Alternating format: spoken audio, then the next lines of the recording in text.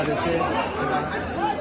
দীর্ঘ নির্বাসিত প্রবাস জীবনের ইতি টেনে আজ দেশে ফিরছেন বিএনপির ভারপ্রাপ্ত চেয়ারম্যান তারেক রহমান।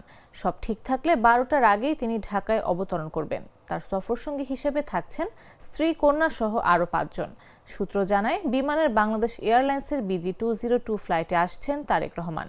ফ্লাইটটি 24 ডিসেম্বর রাতে ঢাকার উদ্দেশ্যে রওনা হবে।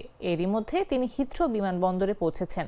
সব ঠিক থাকলে বোয়িং 787-9 মডেলের উড়োজাহাজটি বেলা 11টা 45 মিনিটে ঢাকার হযরত শাহজালাল আন্তর্জাতিক বিমানবন্দরে পৌঁছাবে। সূত্র জানায়, এই ফ্লাইটের বিজনেস ক্লাসে তারেক রহমানের পাশাপাশি আরও 5 জন সফরসঙ্গীর টিকিট কনফার্ম রয়েছে। তাদের মধ্যে আছেন তারেকের স্ত্রী জুবাইদা রহমান ও কন্যা জাইমা জারনাস রহমান।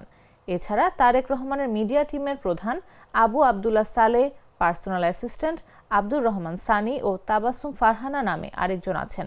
টিকিটের মোট মূল্য 9,856 ব্রিটিশ পাউন্ড, বাংলাদেশি টাকায় যা প্রায় 16 লাখ টাকা। একটি সূত্র জানায়, এছাড়া দলের বেশ কয়েকজন নেতাকর্মী নিজস্ব উদ্যোগে একটি ফ্লাইটে টিকিট কেটেছেন, তারাও আসছেন।